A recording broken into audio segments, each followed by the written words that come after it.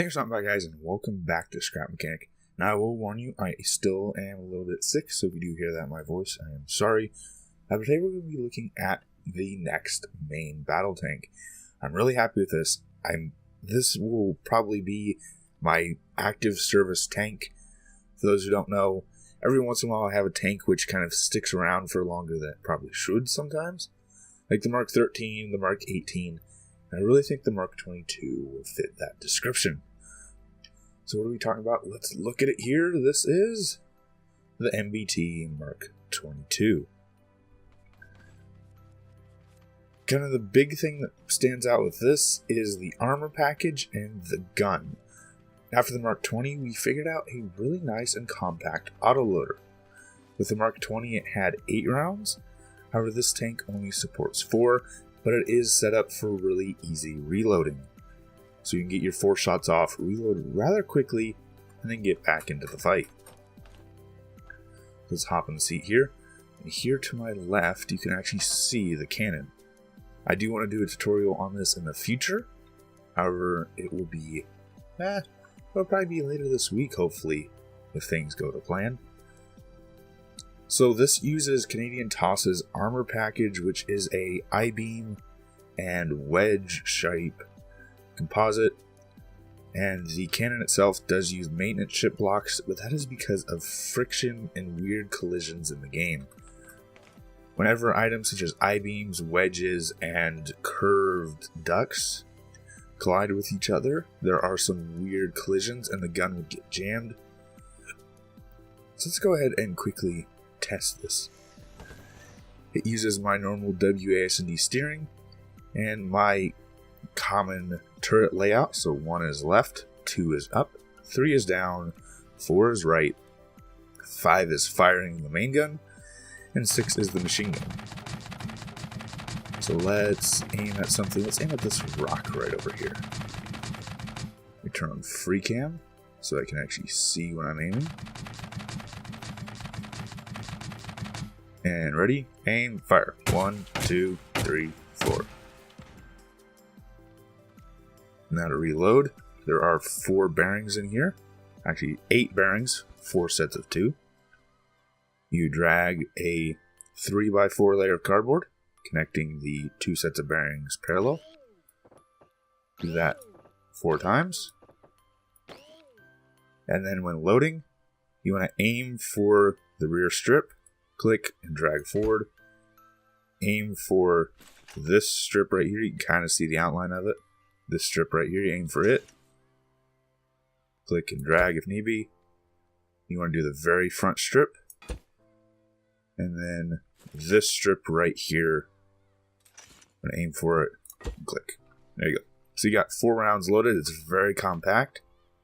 And it is very, or I wouldn't say very powerful, but it is my standard 12 power. And with this cannon, I've started to go to the concealed barrel where the actual rounds, there is no open barrel. And I went with a bit of a decorative cannon here. I do think it looks nice. It isn't technically practical, but I do think it looks nice. Let's go for one more volley, and then we'll actually test the armor. The armor is something I'm surprised with how well it works sometimes. In tests, I've had it take 3 rounds, I've had it take 7. At longer ranges, I've actually had it take somewhere like 19, 20 rounds. But the long range tests were a bit skewed due to inaccuracies with aiming. There's 1, 2, 3, 4. And let's grab another one and shoot at it now. This is already on the workshop if you do want to test it.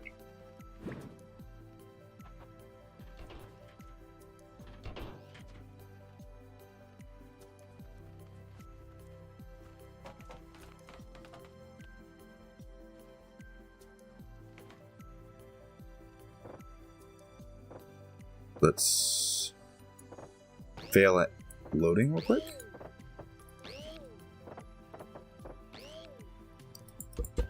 God darn it.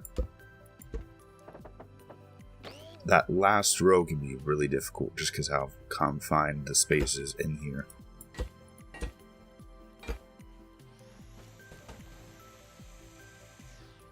And let us aim for that front hole.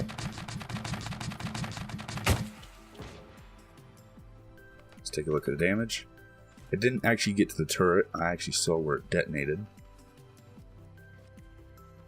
But we lost one wheel, the frontmost wheel, and there's a giant chunk of the armor here. But it didn't even get into the turret ring, didn't even get near the turret ring actually. So this entire front is filled with these I-beam ends and the wedge pieces. That makes a rather decent armor. The issue being these rounds are traveling at such a speed that collisions don't calculate properly, which is how we're able to send rounds through a solid barrel like this. But that makes armor really difficult. We have to figure out a way to collide with something that doesn't collide. There's not an exact science to it, but we've been testing some things, and so far this has been the best armor we have been able to develop. I want to aim for what would normally be one of the weakest parts of the tank, the cheek right next to the seat, and it did ammo rack.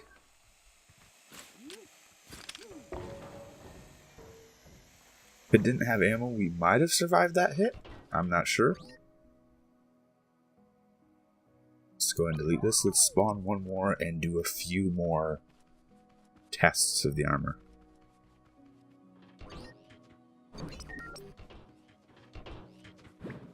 I have had the tank take a hit to the cheek and survive, which is something that I really don't think any of my tanks, I think the Mark 18 might have been able to survive a hit.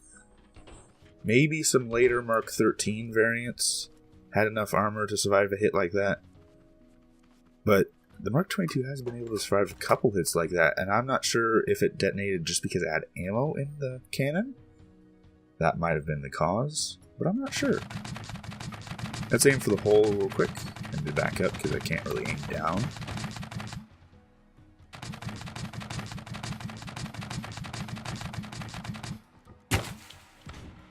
Take out the track, and I've got one round left.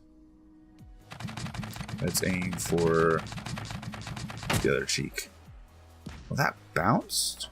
It was a nice bounce.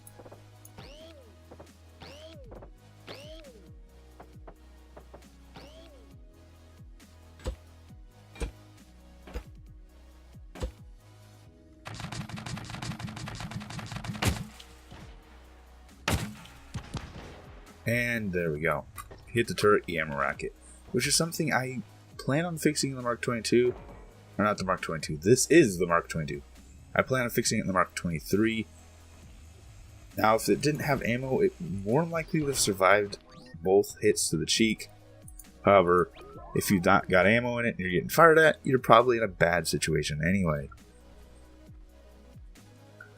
So let's do one more volley. Let's load this cannon up and do one more volley. And I think that'll be the end of the episode.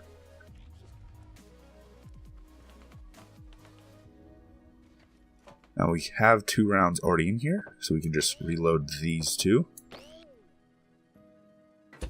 There we go. Let's drive a little bit just so you can get an idea of how well the suspension works. I'm really happy with it. It's a little bit spongy. I might need to make it a little bit stronger, but it does do its job, and it does get across the map rather quickly.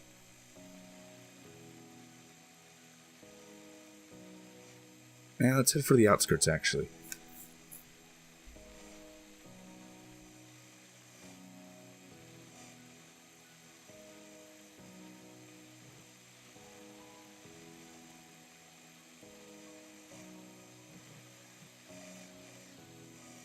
And hit a tree in the process because I'm stupid.